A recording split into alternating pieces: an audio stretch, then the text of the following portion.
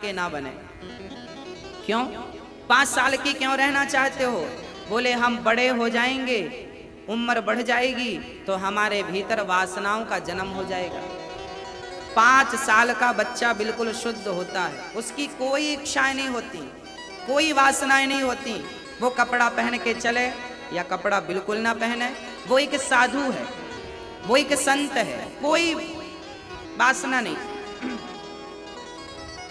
हाँ, 5 साल के ही रहने का वरदान मांग लिया सनकादियों ने। ब्रह्मा जी ने कहा ठीक है रहो 5 साल के। उन्हें गुस्सा आया, जैसे ही गुस्सा आया भ्रकुटी तनी, वहां से भगवान शिव का प्रादुर्भाव हुआ, जिसे हम रुद्र कहते हैं।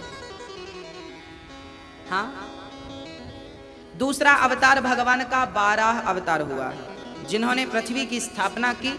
तीसरे अवतार में श्री नारद जी, चौथे में नर नारायण, 5वें में कपिल देव जी, 6वें में दत्तात्रेय जी, 7वें में यज्ञ भगवान, 8वें में ऋषभ देव भगवान, 9वें में पृथु भगवान, 10वें में मत्स्य भगवान, 11वें में कच्छप, 12वें में धनवंतरी, 13वां अवतार मोहिनी, 14वां नरसिंह, 15वां वामन, 16वां परशुराम जी, 17वां व्यास जी, 18वें अवतार में श्री राम जी आ गए।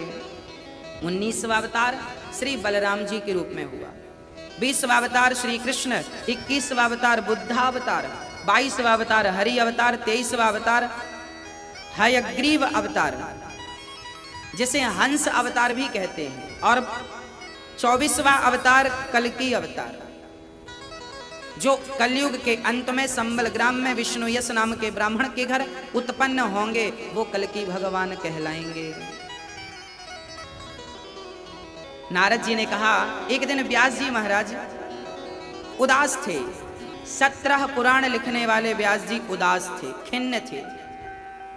व्यास जी महाराज की खिन्नता को देखकर श्री नारद जी ने कहा, क्यों उदास हैं आप? आपकी उदासी का कारण क्या है? तब कहा, महाराज मैंने 17 पुराण लिख दिए पर शांति नहीं मिली, क्या करूं कि शांति मिल जाए? तब नारद जी ने कहा कि आपने अभी तक कृष्ण की बाल लीलाओं का निरूपण नहीं किया। अच्छा एक बात और बता दूं, जो आनंद, जो सुख भागवत श्रवण करने में है, वो आप आनंद किसी और पुराण में नहीं पाएंगे, क्योंकि भगवान की बाल लीलाएं जितनी अच्छी भागवत में है, किसी भी पुराण में नहीं। 17 पुराण आप पढ़ लीजिए। व्यास जी से नारद जी ने कहा कि व्यास जी आपको शांति इसलिए नहीं मिली क्योंकि आपने अभी तक ज्ञान परख बातें तो की हैं। आपने वेद बनाए तो वेद भी ज्ञान परख हैं, अन्य पुराण बनाए उनमें भी ज्ञान की बातें हैं, वैराग्य की बातें हैं। ज्ञान और वैराग्य का तो आपने सब में समावेश किया, परंतु भक्ति अभी किसी ग्रंथ में आपने डाली नहीं। तब श्रीमद् भागवत को व्यास जी ने लिखा, और जिसमें ज्ञान प्रधान, भागवत का ज्ञान तो है, भागवत में वैराग्य भी है, पर भागवत भक्ति प्रधान ग्रंथ है। कौन सा ग्रंथ है? भक्ति प्रधान। भक्ति का भी दुख दूर कहां होता है? भागवत श्रवण करके ही दुख दूर होता है। पद्म पुराण, ब्रह्मांड पुराण, शिव महापुराण सुनने से भक्ति का भी दुख दूर नहीं हुआ, भक्ति का भी दुख दूर हुआ है तो श्रीमद् भागवत महापुराण सुनने से हुआ। इसलिए ये जो भागवत की कथा है, ये हमारे भीतर क्या करती है? भक्ति की ज्योत जलाती है। कितना भी बड़ा नास्तिक बिठाल दो भागवत में, 7 दिन में कुछ ना कुछ वो भक्त बन जाएगा, भले 2% बने, फिर सुनेगा तो 2% और बन जाएगा, सुनता रहेगा तो नास्तिक से नास्तिक भी आस्तिक बन जाएगा। ये भागवत की ही कथा है, जिसमें उद्धव और गोपियों के प्रेम भरा प्रसंग है। ज्ञानी उद्धव को भी प्रेमी गोपियों के पास भेजा गया, क्योंकि ज्ञान में प्रेम का रंग ना चढ़े, प्रेम का रस ना हो तो वो ज्ञान बेकार है।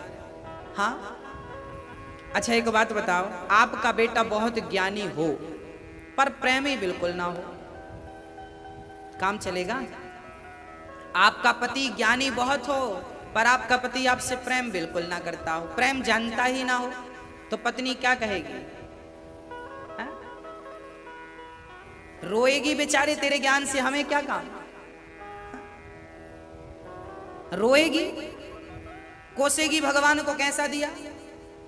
सच कहूं तो ज्ञान के बिना शायद जीवन संभव है, पर प्रेम के बिना जीवन संभव नहीं है। आप अपने घर में अपने पति से, अपनी पत्नी से, अपने बच्चों से क्या चाहते हैं। पत्नी पति से ये थोड़ी कहती है तुम हमें पैसा दो, मांगती भी होंगी आजकल, पर पैसे से ज्यादा सच्ची पत्नी को प्रेम की आवश्यकता होती है। यदि साधारण पत्नी पति से प्रेम चाहती है, साधारण पुरुष पत्नी से प्रेम चाहता है, साधारण माँ बाप अपने बच्चों से प्रेम चाहते हैं, तो भगवान क्या चाहेंगे हमसे। भगवान के सामने हम ज्ञानी बनेंगे जिनके श्वास से वेद निकल रहे हैं, जिनके रोम रोम में ब्रह्मांड लटक रहे हैं, उनके सामने हम ज्ञानी बनकर जाएं तो कितने ज्ञानी बनेंगे। उनके ज्ञान के सामने हमारा ज्ञान कितना हो सकता है।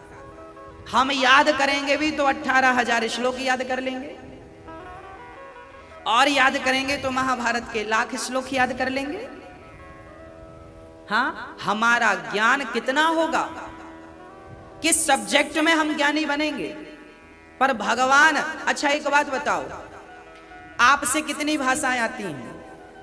हिंदी, इंग्लिश, उर्दू, तमिल, पारसी, चाइनीज, इतनी। किसी को 5 भाषाएं आती हैं, किसी को ज्यादा ज्ञानी होगा ना तो ज्यादा से ज्यादा 10 भाषाओं का ज्ञान होगा, और कोई ज्ञानी होगा तो 20 भाषाओं का ज्ञान रखेगा, और कोई ज्ञानी होगा तो 50 भाषाओं का ज्ञान रखेगा। हाँ या ना।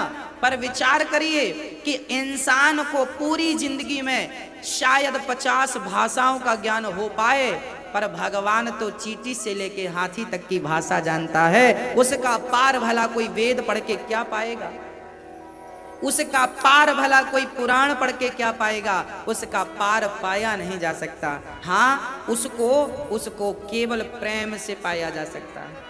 इसलिए कहता हूं भागवत प्रेम प्रधान ग्रंथ है। भागवत प्रेम को प्रकट करने वाला ग्रंथ है, प्रेम को प्रकट करता है। और जिस कथा में प्रेम प्रकट ना हो, अभी उस कथा में कुछ कमी है। दही में हमने मंथन तो किया, पर दही में हम 1 घंटे से मंथन कर रहे हैं, मक्खन ही नहीं निकला। जब मक्खन नहीं निकला, इसका तात्पर्य यह है कि दही में कोई कमी है, दही खराब है, नकली है, गलत है। यदि दही से मक्खन नहीं निकला मंथन पर, तो दही में प्रॉब्लम है। बस कथा श्रवण करने से भगवत प्रेम ना जागा तो अभी कोई कमी है, वो दूर करनी चाहिए। व्यास जी समझ गए नारद जी क्या कहना चाह रहे हैं। नारद जी ने कहा, हम दासी पुत्र थे पिछले जन्म में। माँ काम करती थी ब्राह्मणों के घर काम करती थी, तो परिणाम क्या हुआ, हमारे घर कुछ साधु संत आए। साधु संतों को हमने खूब सेवा की। गांव में चतुर्मास बिताने के लिए विप्र देवता आए, साधु जन आए। जब वो जाने लगे तब उन्होंने हमारे कान में एक मंत्र फूंक दिया। कौन सा मंत्र? श्रीमन नारायण नारायण ना। संतों ने नारद जी को कौन सा मंत्र दिया?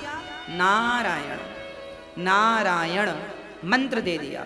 अब नारद जी इसी मंत्र का जाप करते हैं, और संत जब जाने लगे तो नारद जी भी पीछे पीछे चल पड़े। महाराज जी मैं भी चलूं? संतों ने कहा बेटा चलो। तभी मां आ गई, बेटा चले जाओगे तो हमारा क्या होगा? संतों ने कहा मां की सेवा करो, यही तुम्हारा कर्तव्य है। अच्छा, हमारे शास्त्रों में एक बात बढ़िया ये है कि हमारे शास्त्र चाहे गीता हो, महाभारत हो, भागवत हो, अन्य पुराण हो, सारे पुराणों में ये जरूर कहा गया है कि तुम अपने कर्म पर ध्यान दो। कर्म प्रधान विश्व करी राखा, जो जस करहि सो तस फल चाखा। कर्मण्यवाधिकारस्ते मां फलेषु कदाचन। इसका तात्पर्य यह है कि हमें कर्तव्यों को नहीं छोड़ना, अपने कर्म को नहीं छोड़ना। यदि ये छूट गए तो फिर हम किसी काम के नहीं रहेंगे। कर्तव्यों को नहीं छोड़ना। नरसिंह मेहता को भगवान ने जब पहली बार दर्शन दिया शंकर जी के द्वारा, तब नरसिंह मेहता को भगवान ने क्या दिया जानते हैं? दर्शन के बाद भगवान कृष्ण ने नरसिंह मेहता को नगर सेठ बनाया था। नरसिंह मेहता को इतनी संपत्ति दी थी कि नरसिंह मेहता की 8 पीढ़ी बैठी बैठी खाए तो खत्म नहीं हो, परंतु नरसिंह मेहता ने जो भंडारे खोले तो इतनी संपत्ति 2-4 साल में ही उड़ा दी, दान कर करके, दान कर दिया। हाँ, इसका तात्पर्य क्या है? इसका तात्पर्य यह है कि भगवान कहते हैं कि यदि तुम गृहस्थी हो तो गृहस्थी ही रहो, पर गृहस्थ में रहकर भी अपने कर्तव्यों का, अपने धर्म का अनुसरण करते रहो। राजा हरिश्चंद्र भी गृहस्थी थे, हाँ, सत्य का पालन किया। दशरथ जी भी गृहस्थी थे, अपने कर्तव्यों को निभाया। राम स्वयं गृहस्थी थे, कर्तव्यों का पालन किया। आपसे कौन कहता है कि आप जंगल चले जाओ? क्यों जाओ जंगल? क्या घर में रह के भगवान नहीं मिल सकते? यदि नहीं मिल सकते तो दशरथ जी को क्यों मिले, वसुदेव जी को क्यों मिले? गुरु वशिष्ठ को बाद में मिले, दशरथ जी को पहले मिल गए। जो जंगल में रहते थे गुरु वशिष्ठ जी, उन्हें जैसा साधु, उन्हें जैसा त्यागी भला कौन होगा गुरु वशिष्ठ जैसा? इसका तात्पर्य यह है अपने कर्तव्यों का पालन करना, अपने कर्मों का पालन करना हम सभी का परम कर्तव्य है। यदि तुम स्त्री हो, माँ हो, तो बच्चों का पालन करना कर्तव्य है। पत्नी हो, पति की सेवा करना कर्तव्य है। पुत्र हो, माँ बाप की सेवा करना कर्तव्य है। गृहस्थ में हो तो पत्नी का पेट भरना, बच्चों का पेट भरना, पत्नी को कपड़े देना, बच्चों को कपड़े देना, सा सम्मान जीना, ये कर्तव्य है। भाग के नहीं जाना कहीं जंगल इत्यादि। हाँ, जब 50 साल पूरे हो जाएं जीवन के, मन करे तो धीरे धीरे संसार से मन को हटाकर अधिक भगवान में लगाओ। नारद जी कहते हैं मैंने कर्तव्यों का पालन किया, माँ गौशाला गई, सांप ने डस लिया, माँ मर गई, मैं तुरंत माँ का संस्कार करके, माँ के कर्तव्यों का पालन करके फिर मैं गया। पहले नहीं भाग गया कि माँ बूढ़ी मर रही और मैं भजन करने चला जाऊं। हाँ, याद रखना, जंगल में जाके आंख बंद कर लेना बहुत सरल है, पर माँ के पास रहकर माँ के पांव दबाकर उसे प्रसन्न कर पाना बहुत कठिन है ना? इसलिए माँ को प्रसन्न कर लोगे तो भगवान को प्रसन्न अलग से नहीं करना पड़ेगा। जैसे गर्भवती स्त्री भोजन कर लेती है तो गर्भ के बच्चे को अलग से खिलाना नहीं पड़ता। माँ खाती है तो बच्चे का पेट अपने आप भर जाता है, गर्भवती नारी। उसी तरह जब हम अपनी माँ की सेवा करते हैं, जब हम अपने कर्तव्यों का पालन करते हैं। अर्जुन भाग रहे थे, मैं नहीं युद्ध करूंगा, गुरु द्रोणाचार्य हैं, पितामह भीष्म हैं, किस पर बाण चलाऊंगा? भगवान ने कहा तुम्हारा कर्तव्य भागना नहीं है, युद्ध करो। युद्ध ही तुम्हारा इस वक्त का कर्तव्य है, कर्तव्य का पालन करना। कर्मों से भागिए मत, कर्तव्यों को पीछे मत छोड़िए, आगे रखिए। हाँ, नारद जी तपस्या करते करते बुढ़ापा आ गया। एक झलक भगवान के सामने आई, बरसात में जैसे बिजली चमकती है फिर चली जाती है, अंतर्धान हो जाती है, ऐसे ही एक चमक बिजली की तरह कृष्ण का दर्शन तो हुआ, फिर अदृश्य हो गए। अब चारों तरफ नारद जी बुढ़ापा, शरीर, पूरी जिंदगी निकाल दी साहब भजन में, तपा दिया। जब पूरी जिंदगी गुजर गई, एक झलक मिली तो भगवान को देखने लगे, प्रभु कहाँ चले गए, भगवान कहाँ चले गए? तब आकाशवाणी हुई, पुत्र इस जन्म में अभी आप योग्य नहीं हैं मेरा दर्शन करने के लिए, अगला जन्म होगा तब आपको दिव्य चक्षु और दिव्य शरीर प्रदान किया जाएगा, है ना? एक बात बताऊं, हम सबका जैसे जन्म होता है ना माँ के गर्भ से, हम गर्भ से जन्मे लोग भगवान को पहचान नहीं सकेंगे। अर्जुन के सामने भी भगवान कृष्ण जब अपने रूप में आए तो अर्जुन के भी आंखों में ताकत नहीं थी कृष्ण को देखने की।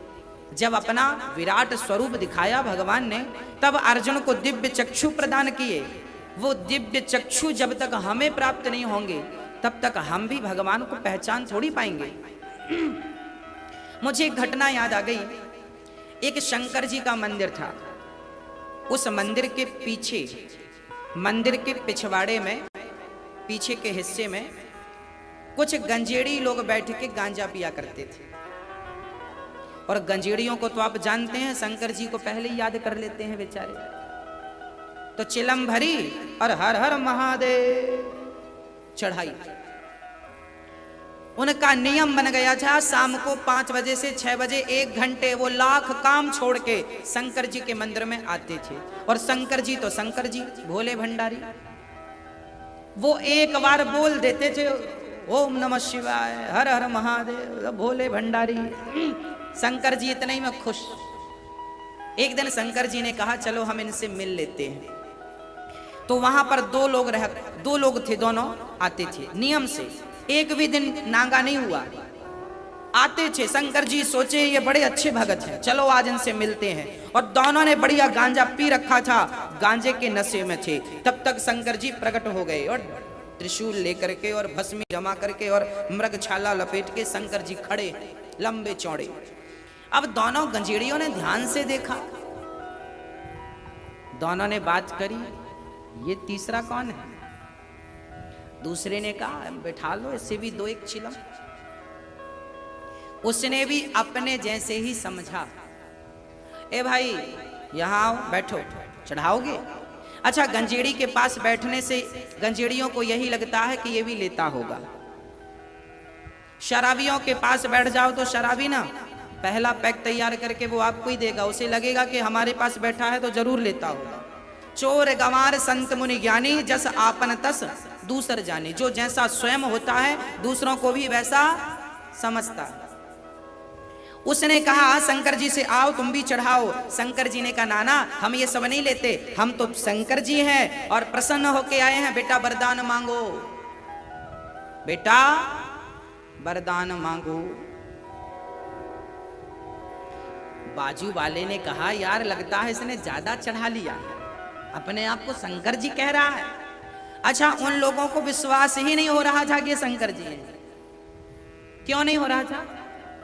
क्योंकि वो गांजे के नशे में धुत थे, डूब चुके थे। अच्छा, भगवान कहने लगे बेटा कुछ मांग लो, मांग लो। तो उन्होंने कहा अब ये ज्यादा ही खुश है तो एक काम करो, कल का इसी से मांग लेते हैं। तो उसने कहा यदि तुम शंकर हो तो कल के लिए पुड़िया दो। शंकर जी का ले लो पुड़िया। एक पुड़िया दे दी, शंकर जी चले गए। जब शंकर जी गए, उनकी आंखों के सामने अंतर्धान हुए, तब उनको होश आया कि ये सचमुच भगवान थे। और भगवान से इन्होंने क्या मांगा? एक पुड़िया मांग ली गांजे की। बस ये घटना हमारी और आपकी भी, जैसे गंजेड़ियों के सामने भगवान आ गए पर वो पहचान ना सके क्योंकि उनके भीतर नशा था, उसी प्रकार हमारे भीतर भी एक नशा है। कौन सा? किसी के भीतर काम का नशा है, किसी के भीतर क्रोध का नशा है, किसी के भीतर लोभ का नशा है, किसी के भीतर अहंकार का नशा है। ये सारे नशे पद का, प्रतिष्ठा का, मान का, बड़ाई का नशा, पैसों का नशा। इस नशे के कारण क्या हुई? हमारी बुद्धि बिगड़ गई। और कभी भगवान आ भी गए तो हम पहचान ना सके, और पहचान भी गए, मांगा भी तो मांगा क्या? पुड़िया। आप लोग भी तो बिहारी जी के मंदिर जाते हैं और मांगते क्या है? कल की पुड़िया ही तो मांगते हैं। बेटे की नौकरी लग जाए, काम बन जाए, ये हो जाए, वो हो जाए, ये पुड़िया ही तो है, कल की पुड़िया। सच कहूं तो आपसे मांगना भी नहीं आता। क्या मांगना चाहिए भगवान से? भगवान से सदा मांगना चाहिए कि हे प्रभु हमें अपने चरणों की भक्ति प्रदान कर दो। हाँ, गोपियों ने भगवान से क्या मांगा? गोपियों ने भगवान से मांगा। जब गोपियों को छोड़कर कृष्ण जाने लगे, वृंदावन छोड़कर, तो क्या मांगा गोपियों ने? आ गए हो आ गए हो अगर श्याम इस मोड़ पर, हमसे मिलने मिलाने का वादा करो। भगवान से मांगना हो तो भगवान से मिलने का समय मांग लीजिए। बढ़िया सी रचना कहां से की? बोले महाभारत के युद्ध से व्यास जी ने भागवत को शुरू किया। महाभारत का युद्ध जब हुआ 99 कौरव मारे गए, एक दुर्योधन शेष रह गया। भीम भैया के गदा के प्रहार से दुर्योधन की भी जंघा टूट चुकी थी। मौत को पुकार रहा था दुर्योधन। मर जाता तो इस दुख से मुक्ति मिल जाती। थोड़ा बढ़ाना इसको बेटा। दुख से मुक्ति मिल जाती, ऐसा निवेदन कर रहा था। तभी अश्वत्थामा गुरु द्रोणाचार्य के बेटे आए। तब अश्वत्थामा से कहा दुर्योधन ने, अश्वत्थामा ने कहा मित्र मैं आपकी क्या मदद करूं? अश्वत्थामा से कहा दुर्योधन ने कि मैं पांडवों को मरा हुआ देखना चाहता हूं, बस मेरी अंतिम इच्छा यही है, पांडवों को मरा हुआ देखना चाहता हूं। अश्वत्थामा बोले मैं अभी लाता हूं। रात्रि के 12 बजे जब सारी दुनिया सो रही होती है, रात्रि के 12 बजे अश्वत्थामा चल पड़े पांडवों को मारने के लिए। शायद भूल गए कि पांडवों के रक्षक तो भगवान हैं, इन्हें कौन मार सकता है, कैसे मार सकता है, सब कुछ भूल गए, चल पड़े। भगवान समझ गए कि पांडवों पर खतरा है। पांडव सो रहे थे, पांडवों को उठाकर